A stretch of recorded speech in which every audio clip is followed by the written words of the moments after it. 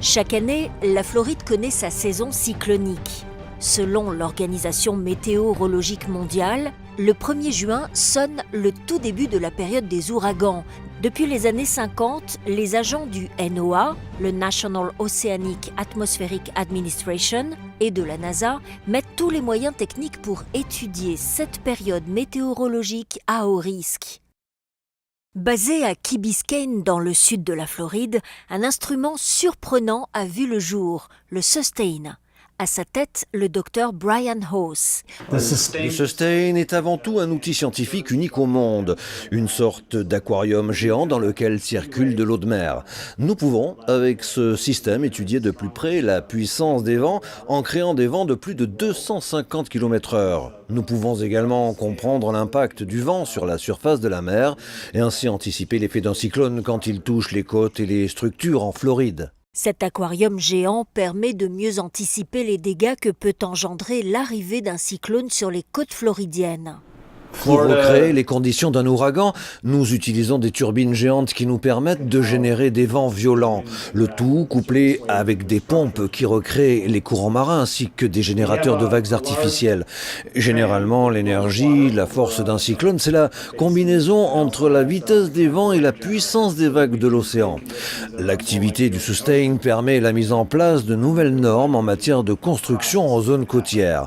Mais il est surtout utile en période cyclonique, permettant la création de plusieurs modèles de prévision météorologique qui seront utilisés par les chaînes info du pays à l'approche du phénomène sur la Floride. Élément indispensable pour toucher la population à l'approche d'un ouragan. Les chaînes de télévision modifient leur programme afin de laisser l'antenne à leurs météorologistes. À moins de 72 heures de l'arrivée du cyclone, nous avons suivi Phil Ferro sur la chaîne Fox News en Floride, WSVN Channel 7. Bien plus que des journalistes, ils sont formés par les agents du NOAA en Floride pour parfaire leur compréhension de ces phénomènes naturels.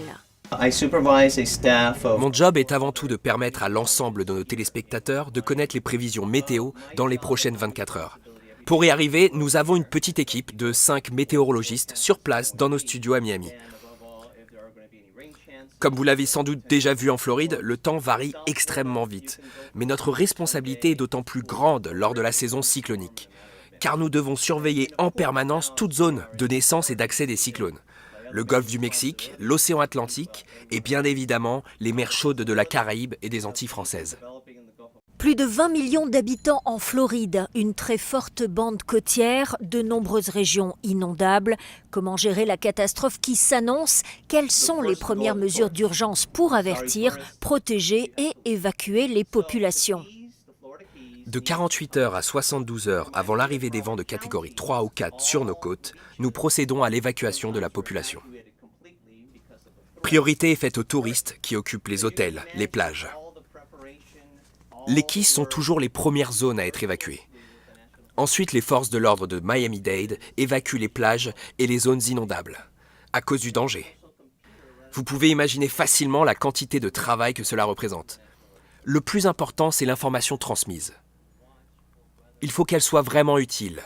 Une bonne info équivaut à une bonne prévention. Durant l'interview, le National Hurricane Center informe par téléphone Phil Ferro d'un changement de catégorie et de direction du cyclone dans les prochaines heures. En moins de 10 minutes, le nouveau bulletin est rédigé. Direction les studios pour un nouveau direct car l'information est primordiale. Frank, arrivé en Floride il y a une quinzaine d'années, s'est forgé une expérience acquise lors de précédents ouragans.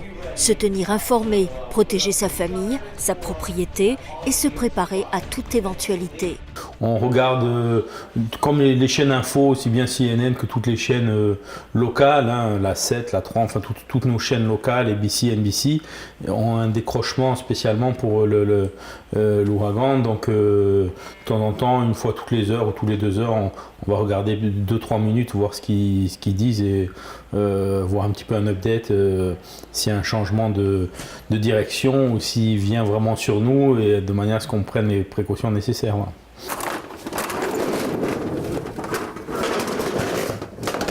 Nous, par expérience, maintenant ça fait 15 ans qu'on est là, C'est vrai que le dernier qu'on a eu, c'était il y a 10 ans, où moi-même, comme c'était mon premier ouragan, j'avais pas trop pris précaution parce que je m'étais dit, bon, on verra bien. Et puis finalement, maintenant que je me suis aperçu ce que c'était il y a 10 ans, où on n'a pas eu d'eau, d'électricité pendant une semaine, on a été pratiquement bloqué, enfermé à la maison. On était ravitaillé par l'armée qui nous donnait un pack d'eau tous les jours et des glaçons pour pouvoir maintenir au congélateur la nourriture qu'on faisait au barbecue, parce que comme on n'avait pas d'électricité, donc ça a été barbecue pendant une semaine. Donc maintenant on fait quand même un petit peu plus attention à ce qu'on fait, puisqu'on a acheté un générateur également pour avoir de l'électricité, que je n'avais pas à l'époque. Donc les volets, enfin pas mal de petites choses. Je pense qu'il faut vraiment vivre au moins une fois un ouragan pour vraiment comprendre après les précautions qu'il faut prendre. Visiblement, le temps se gâte et la crainte de subir un état siège de plusieurs jours imposé par la météo pousse Franck à prendre d'assaut les commerces. On a les glacières, enfin on a pas mal de choses.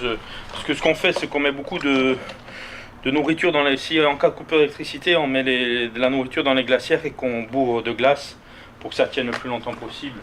Parce que les congélateurs ne marchent plus. Dans la cuisine, on a déjà les placards qui sont pleins. On a 2 congélateurs qui sont pleins aussi, avec de la nourriture au cas où il faut tenir une semaine, parce que les supermarchés seront fermés. S'il y a vraiment quelque chose de grave, les supermarchés sont fermés, donc on a congélateur, on a un frigo complémentaire. Et pour faire tenir, on les bourre de glace en fait.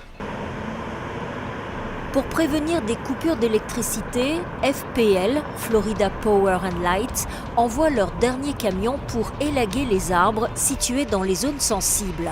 Car un seul câble de réseau au sol peut provoquer un blackout total pour des centaines de milliers d'habitants. C'est comme cela chaque année à la même période. Nous procédons à l'élagage des arbres qui peuvent affecter les lignes électriques. Vous savez, il suffit d'une branche pour plonger tout un quartier dans le noir pendant des jours. En plus de travailler avec la compagnie d'électricité, il nous arrive sur des missions comme celle-là d'aider des particuliers à couper leurs arbres pour protéger leur habitation. C'est une partie importante de la prévention.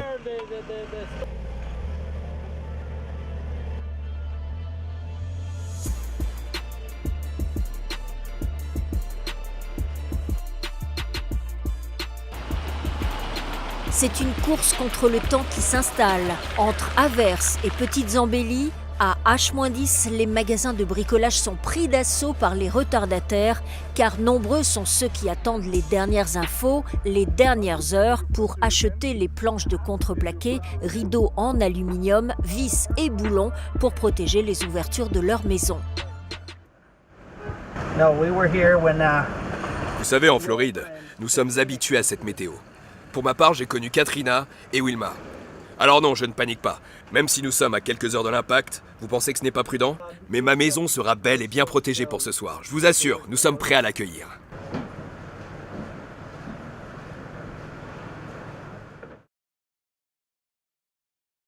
Les rues se vident, l'ambiance devient lourde, les artères commerciales ressemblent de plus en plus à un bunker, les dernières barrières anticyclones se montent en catastrophe.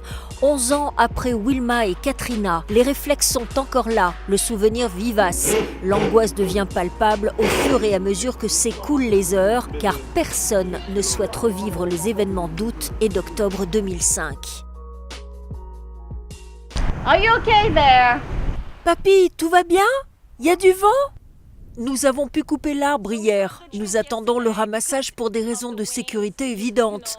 L'équipe travaille en ce moment sur la protection des portes et des fenêtres de la maison. Nous n'avons pas encore fini, mais nous y sommes presque.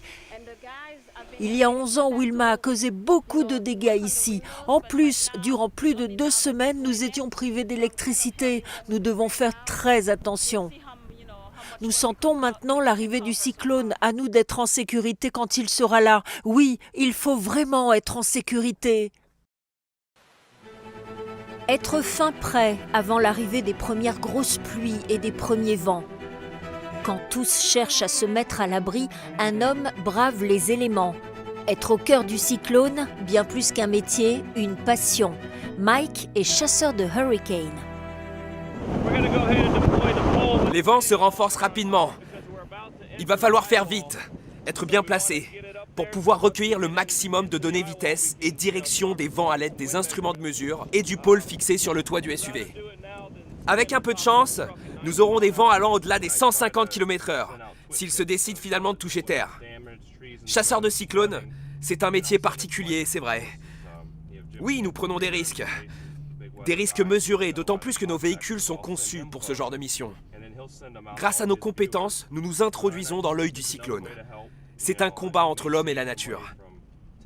Nous communiquons régulièrement avec les chaînes de télévision pour leur faire parvenir les images, des vidéos des premiers dégâts causés par l'ouragan. Inondations, arbres arrachés, pôles électriques au sol, routes bloquées ou détruites. En fait, notre présence au cœur du cyclone est devenue indispensable au fil des années, surtout depuis l'arrivée des réseaux sociaux, Facebook, Twitter, etc. Ce sont des super moyens de communication qui nous permettent de tenir la population informée. Ils sont de plus en plus nombreux à vouloir exercer ce métier. Les chasseurs Hurricane sont donc devenus un élément important dans la compréhension et l'étude des ouragans et des cyclones. Leur présence permet de mieux diriger les secours, de bien mesurer les premiers dégâts. Premiers objectifs, rendre les routes praticables, mettre les premières pompes en route pour évacuer les zones inondées. Mise en état d'alerte, les premières équipes de secours arrivent sur place après plusieurs jours de route. Moi, je viens d'arriver de l'État de l'Indiana. D'autres arrivent du Tennessee ou encore du Kentucky. Il nous a fallu 2 à 3 jours de route pour être là aujourd'hui. Nous constituons les premiers secours avec environ 1500 hommes répartis sur l'ensemble de la côte est de la Floride. Notre première mission est de remettre le courant dans les foyers, dans les zones commerciales et industrielles. Mais bien souvent, nous venons en aide aux gens car ils ont tout perdu. Alors, on leur file un coup de main pour nettoyer leur maison, leur jardin, leur environnement et déblayer les artères. Ouais, c'est aussi notre rôle, remettre les choses en place, encourager, redonner de l'espoir, que la vie reprenne le dessus sur la catastrophe. En fait, retourner et retrouver une vie normale.